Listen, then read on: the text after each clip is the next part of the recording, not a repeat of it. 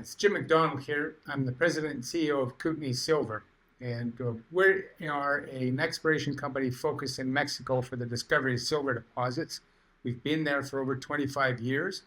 We've made now our fourth discovery, our newest discovery, with a brand new resource update on that. In fact, maiden resource update on that discovery.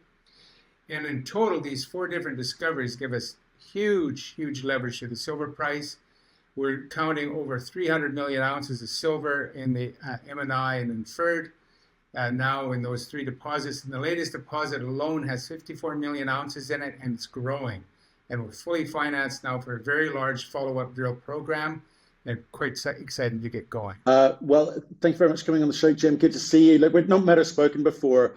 We're here. Silver's Day in the Sun has arrived at last. So it's a good time to be a silver company for sure. But why don't we start off with a little bit of background on you? Where have you been? What have you done before? Yeah, so I'm a geologist by education, and have been in the junior resource side of the business since 1988, and have been involved in forming junior companies, making discoveries, and in fact, quite a deep depth of experience in the industry, along with our management directors. One of the most significant company we formed going back is now Alamos Gold.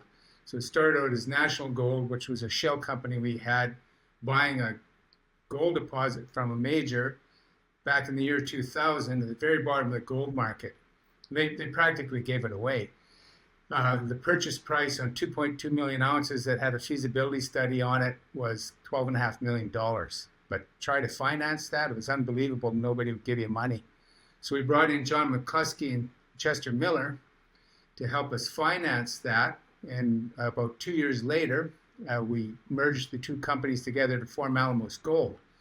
And we're in commercial production by 2006. I left that company a long time ago in 2012, but that was a great success. Also a testament how it's really important to focus on being counter-cyclical.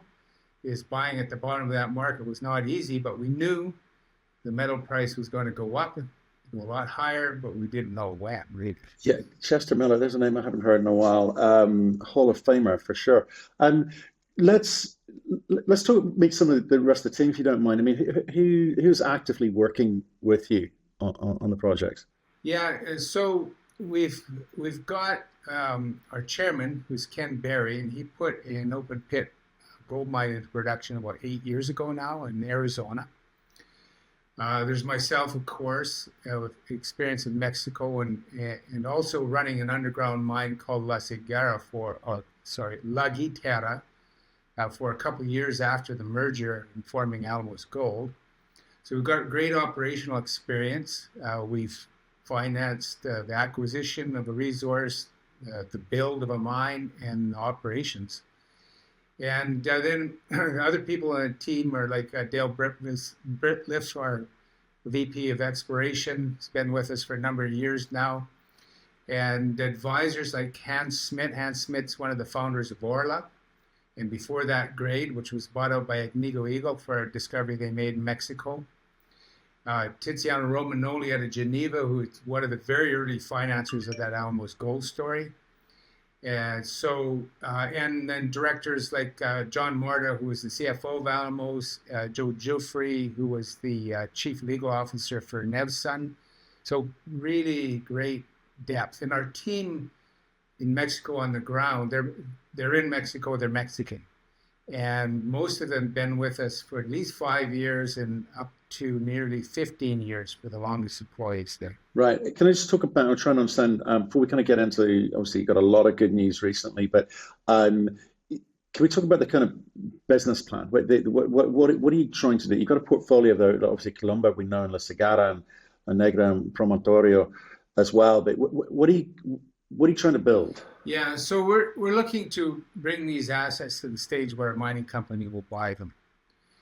And so that means, in the case of Columba, which is our best discovery to date, because of both the size potential and the grade we're seeing, that kind of grade can work at almost any silver price. So that's a very, very attractive asset. And so we need to move it along to now we have the maiden resource out. Next step, increase the size of that resource, update it, take it to a PEA at the appropriate time, i.e. when you see if there's enough ounces in the ground there to justify that, and then show the economics are positive. At that point, you're going to be, well, even earlier, you're attracting interest already from some of the mining companies. So that's the objective here. And we've built mines before, we've operated before, but this company's set up to sell. Okay, so that's the model, and the strategy is you're focusing on one at a time, or are you trying to bring them all along at the same speed? Well, we're very focused on Columba. I mean, it takes a lot of capital to move these projects forward. So you got to be pretty strategic in how you spend your money. And Columba is the clear lead property right now because of grade, width of the veins, really good widths, which impacts your potential costs. It means that your margins could be a lot better, and then in the upside here, all really good. So we're very focused on advancing that down that path to the maiden resource is just released, get to the next stage of updating, increasing that resource, and then getting on to a PEA. Okay, well, let's talk about that main resource. Obviously, 54 million ounces at 280 or so grams per ton silver. Can you give some of the top line numbers and things we should be focused on, and why you're so pleased with it? Yeah, so it's 54 million ounces in the inferred category. It's in several different veins, but primarily in three veins. Over 50%, 60% of it, in fact, is in one vein called D vein, and that's very typical of these vein systems in Mexico and elsewhere around the world. They will have key structures, i.e., veins, where you'll have these ore bodies that hold the bulk of the ounces for the whole district. And so you want to find those, you want to find them early if you have them. And we have one in D for sure. There's probably other structures there similar. And this one zone on D vein's got over 30 million ounces. I think it's 31 million ounces in it. And we've got 1,200 meters of length defined and down to 250 meters of depth. And we've got a hole down that more than doubles that depth potential as well, still wide open going down. So, really important to have those structures. We have them. And so we see the upside in the overall footprint, 4 kilometers by 3 kilometers of the vein system here, similar to other projects more advanced in Mexico, like the Panuco Vizsla, which is over 300 million ounces of silver equivalent. And then the Las Chispas mine, which was just sold to Coeur, a Silver Crest, has been in production for approximately 3 years. Very high grade, but narrow, with really high grade. And in that vein district, similar footprint size to us, it was, I think, 140 million ounces in size. So we see the scope there already. And then, of course, the drill results we're getting in the maiden resource speak louder than that even. But that overall scope shows us what the potential could be. And this thing, another very important point, Matthew, here, is this thing is barely eroded. So it's almost entirely preserved from top to bottom of how it was formed and undisturbed. It's in an old volcano. So you imagine that old volcanic caldera there, and the bottom of that volcano is where they just expose the very tip top of those veins where they start to become silver rich. And as you go up the sides of the hills any direction, you lose that vein because you're now over top of that top edge. And you got to drill down to there. So whatever was deposited there originally is still there. So the ultimate upside here could be something really, really tremendous. Our initial target, of course, is 100 million, but it could be even multiples of that. It's got that potential. Right, and obviously you've just raised some money, to $20 million, I'm saying, to get after it, right? So you talked about a kind of 50,000 meter drill program for the rest of 2025. Can you talk about how you're kind of phasing that, what you're targeting, in terms of step out infill, new target testing, etc.? So to get back to the resource, the D vein has 60% of the ounces. Then after that, there's a vein that was mined historically in the past. We call it F vein. And 1900 to 1910, very serious effort at the time, a shaft down 200 meter depth, 6 tunnels put off that shaft. got into production, was shut down by the Mexican Revolution. A little bit of mining in 1958, 1960 off the same workings. And then pretty well nothing after that. In 1982, a company dewatered the mine for a while. In fact, it was Louiseman, which was the precursor of Wheaton. And they spent their budget. They bought an operating mine, left the project. When we came onto the property, there had been nothing done in 40 years almost, and no drilling ever. So the F vein has a significant number of ounces in it, a historic vein.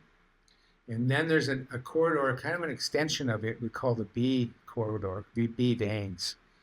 And those three areas are the bulk of the current resource that we have, and they're all wide open to expansion.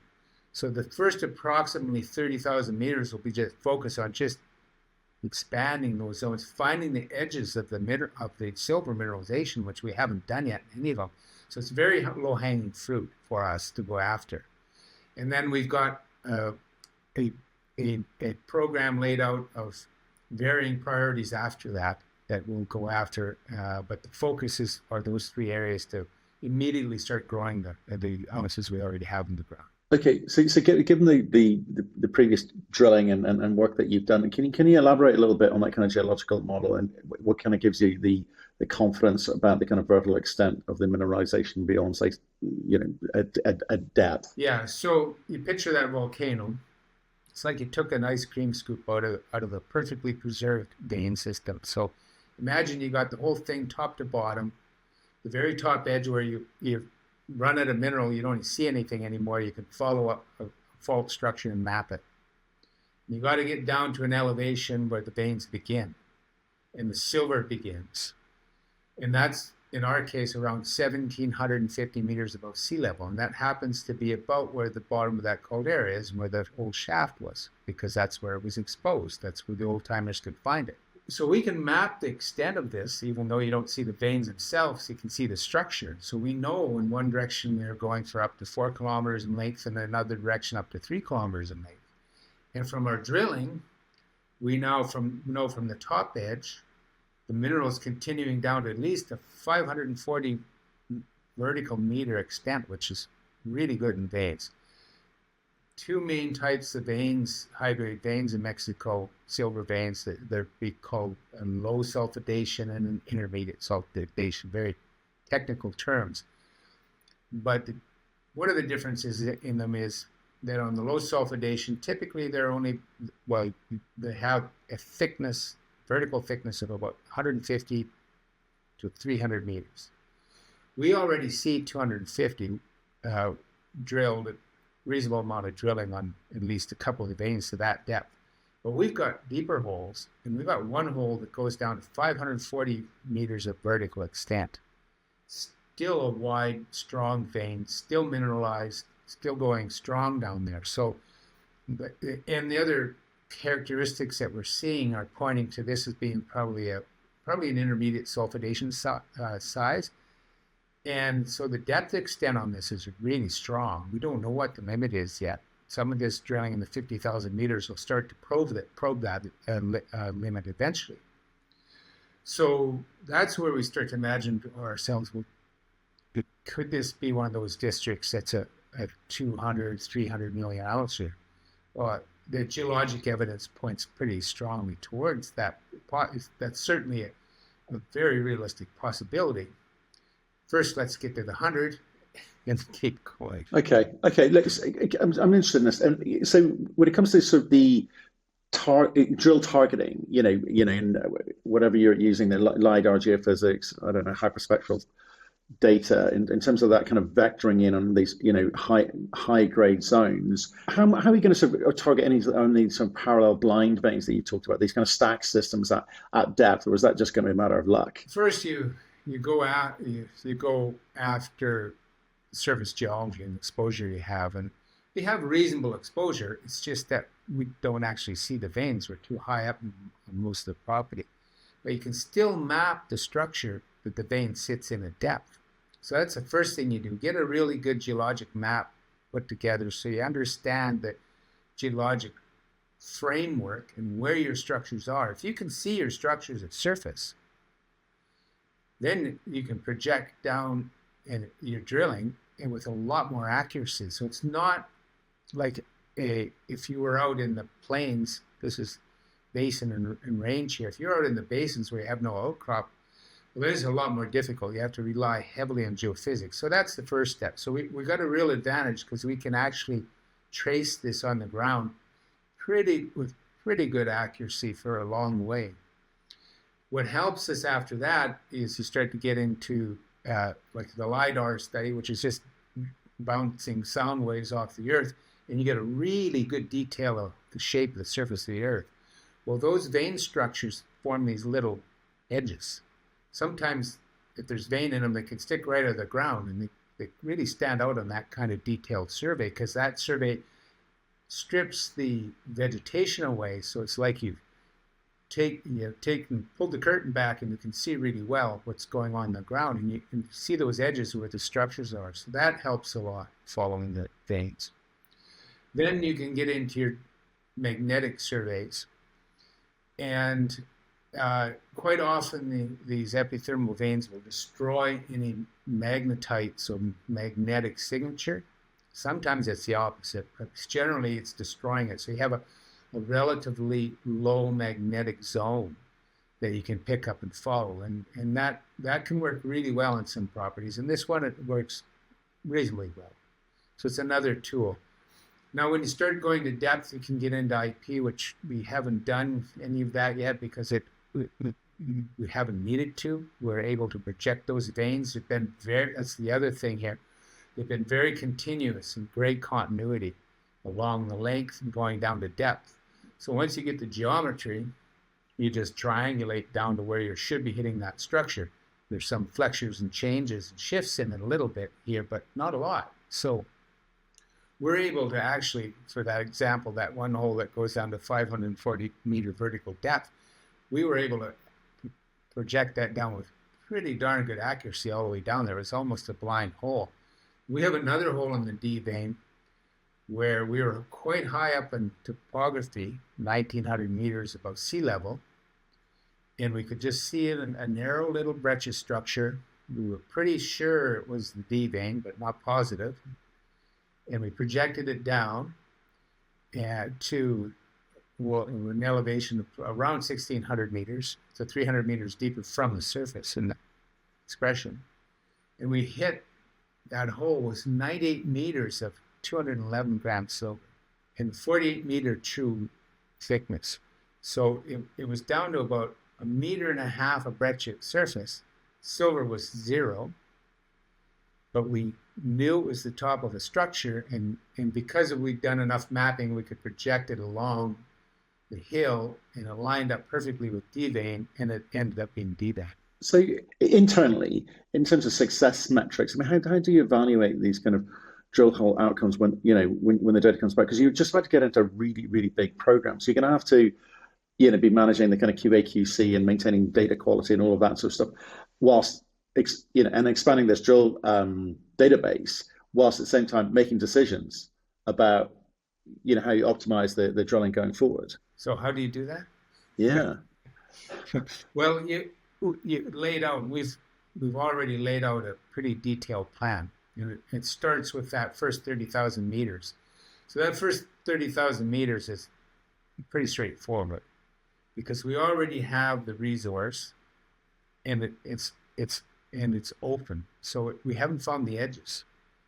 So it's pretty simple. The first bunch of drilling is going out 7,500 meters at a time, just a regular grid-like pattern, expanding out of the resource body away from it. So growing it and continuing until you find the limits. When you start to run out of vein, then you've defined the limit of that, and then you start going in another direction.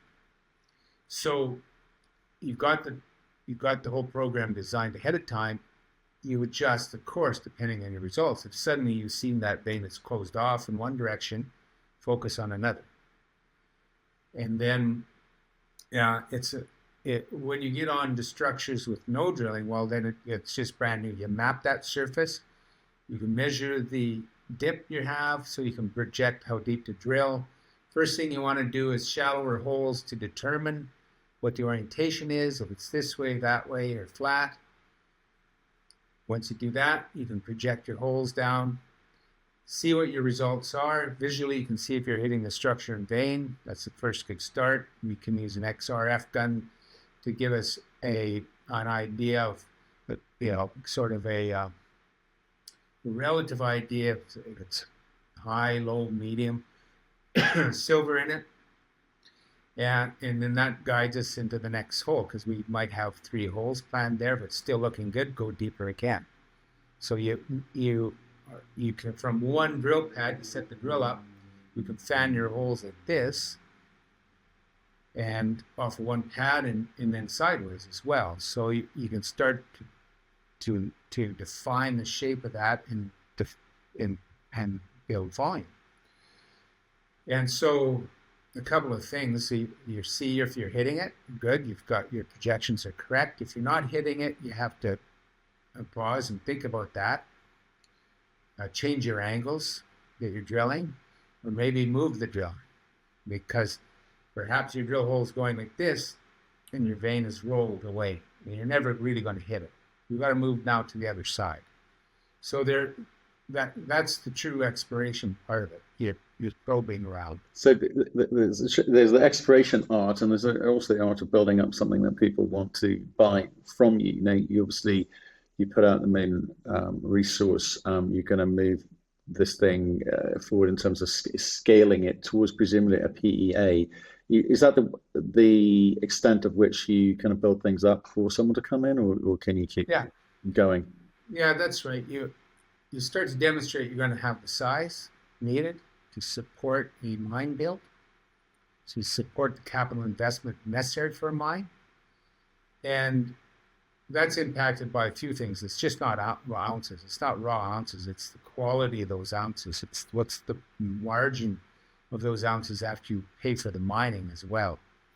So you can have a smaller ore body that can make a lot of money if all the other things are positive. The metallurgy is really strong, the mining costs are low, and so we've got every ton of material you're moving, you're making a lot of money on it. But generally, you need a certain amount of ounces. More ounces is always better. So build the ounces up to the size where any analyst in the back of the napkin can start going, all right, that could support a mine. What are the other factors we need to look at? The same with a mining company. They'd be evaluating things in the same way. So it's not just the drilling. You're running a big metallurgical program. You're doing your geotech. You're looking at your water. You're looking at your power. You've got your surface access agreements in place. Another huge thing. If you don't have access to the surface, you don't have anything. So you're de-risking all of these risks that are in an exploration project. And the more you de-risk that's the more value for a buyer to come in. So those are the things you've got to be doing along the way. Right. Yeah. Okay. So have you done any met work currently? Yeah, we've done a little bit of met work, and we've got a little bit of historic data that they had, and from the old mine, and we've just now sent in and prepping for a large PEA level metallurgical program that'll be running the next sort of eight months here, and it'll be a preliminary economic assessment level. So at the end of it, we've got enough data there to put into a PEA. Right. Okay. And what do you? I mean, based on what you see now, you guys get a very quick sense of what this is going to be. Is it start off as open pit and go underground, and what's that do in terms of the amount of interest there could be if there's an open pit component in Mexico? I'm not quite sure what the political regime is, the new political regime with Claudia Sheinbaum is like for that. Do you try and design this for the person who's going to take it on, or do you let them work that out themselves? Well, you're doing that as you go. So, and we know now this is an underground mine. This is underground. And, it's veins, but some of the veins are really great width, but it's still underground. We're sitting at and above the top edge of this thing. So, bottom line, it's underground. It's that's what we're thinking. That's what we're going to. Okay, fine. And you obviously you mentioned earlier on in terms of make sure you got kind of a social licensing permitting in place. Are those sort of costly items, time consuming items for you that you feel is important to have in place before you can hand over, or again, does someone else pick up that process? Yeah, you definitely want to get that done as early as possible. And so we've got now a 5-year relationship there locally with the different landowners. We've got surface access agreements to the whole property, and the key core of the project that we're working on with the resources in it. We've got a 24-year access agreement that allows for exploration plus exploitation. So we've got that in place, and have a really great relationship with all the local stakeholders, and that's a really, really important thing to have, and de-risks the project a lot. Right. And okay, so and again, water access, power infrastructure, road logistics, all you feel comfortable that this has everything you need. We are like a 20-minute drive off the paved highway, which is a major highway going from the capital city of the state up to the United States. And it's basin and range, meaning big broad plains and low mountain ranges. And agriculture in those plains, very stable area. In fact, there's power up to the base of the mountain we're on. And so a 3.5-hour drive from the international airport in Ciudad de Chihuahua to the project. And how long have you spent on this from when you kind of first came in, when picked up the asset through to now, and then where do you take it to, and how far away are we from that point? Yeah. So how much have we spent to date? So we've done 53,000 meters of drilling. So that's approximately 15 million on the drilling. So then the purchase was 3.2 million US. And we've done all that. We have 100% of it now. Yeah, so we've all in so far, it'd be close to $24 million so far. Okay. And 53,000 meters of drilling. So this last financing we did allows us to basically double the amount of drilling we've done to date. Okay. And one thing that should do for the valuation of this thing, I mean, looking around, the macro for silver, as you described earlier, is very, very encouraging indeed. Not a lot of big projects out there, and your job now is to kind of show a bit of scale, and as you say, with all the variables that affect margin as well. Hopefully, make people comfortable about that. But how big do you need to take this? What scale do you need to demonstrate, and who's going to be interested? Yeah, I think you need to get into. We're going for that 100 million ounce. That's certainly a scale that can work for sure. And I think we get into that 75 million plus. People start to get pretty serious about having a hard look at that. Right. So you're not just, this isn't just something that you need to achieve as a project level. You think that you as a company now sort of reaching a size where people might be interested in you, right? Yeah, yes. Because as a company we have the 3 other deposits, and La Siqueira, and the other project we have in Chihuahua State, over 60 million ounces, and that's open pit configuration.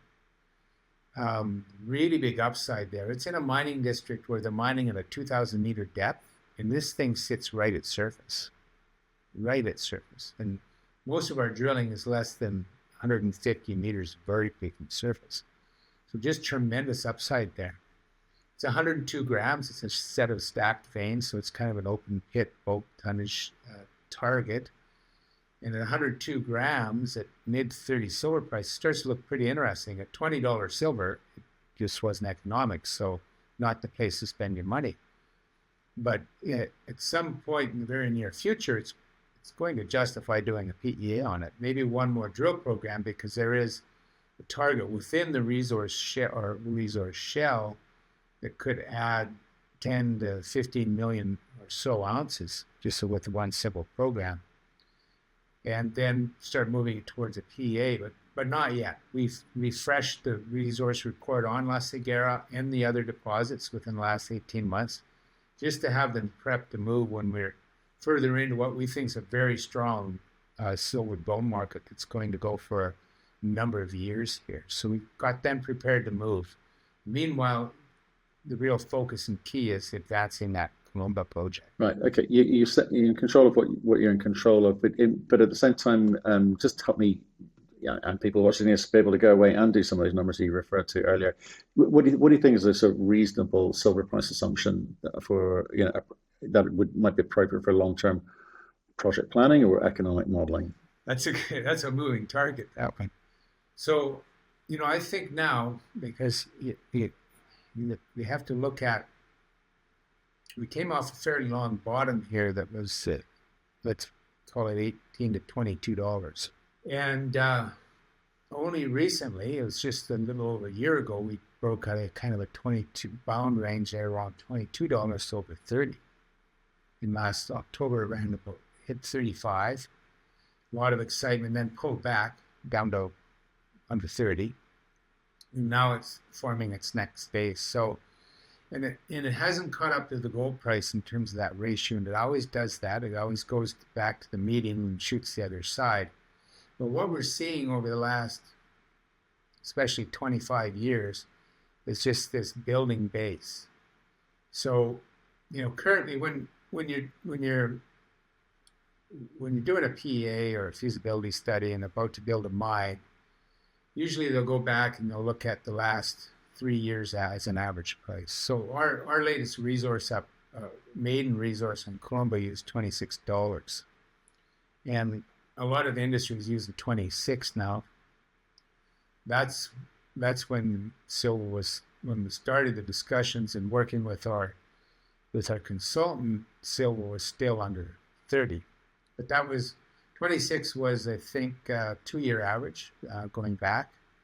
Now it's going to be slightly higher, but project planning, you're probably going to be looking at 26, 28 right now.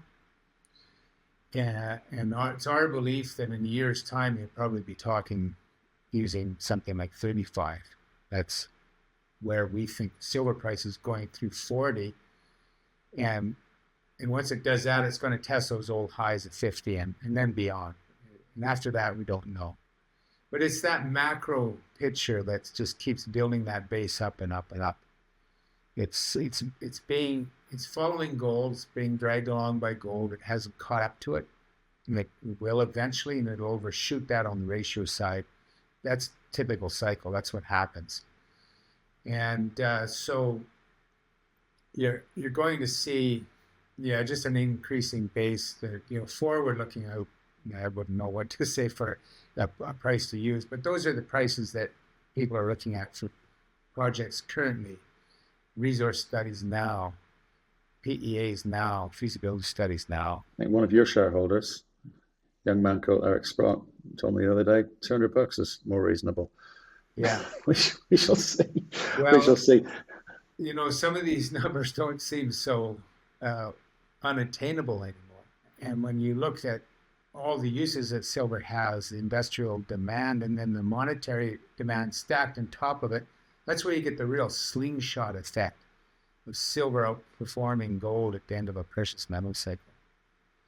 And we haven't even seen silver catch up to where it's at the median ratio. And our strong belief is that it will, and then go beyond it. The crustal abundance, like just what's estimated to be in the earth, the ratio is around 14 to 1, silver to gold. So just in that aspect, silver's got a lot of potential value cooped up here that's not been realized yet. Yeah. And just finish up by telling me, it's one of those things, as you say, none of us has a crystal ball, but there are some assumptions that one can make.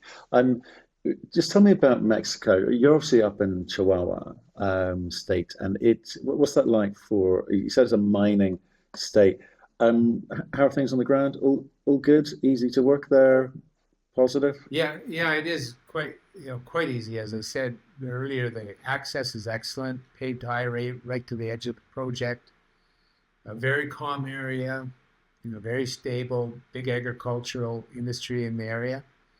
Yeah, real, real nice place to work. A very, very nice place. And the climate, too, excellent. Doesn't get too hot and doesn't get too cold. Although you're in Mexico's Altiplano, so a lot of Canadians, I know I'm Canadian, say the coldest they've ever been is in Mexico because they arrive and they're not prepared with the proper clothing when they get into the high plains in the wintertime. Yeah, no such thing as bad weather. It's just the wrong clothing.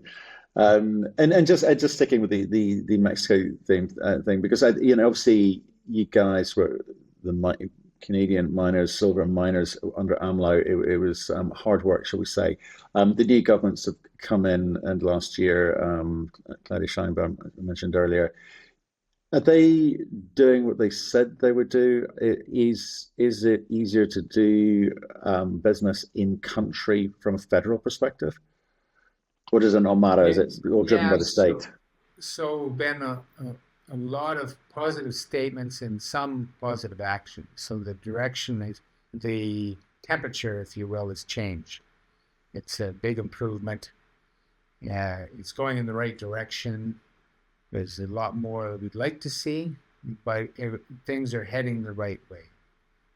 We're hearing the right things, but more importantly, tangible things are happening. They're quite positive. That's what we want to hear. That's what we want to hear.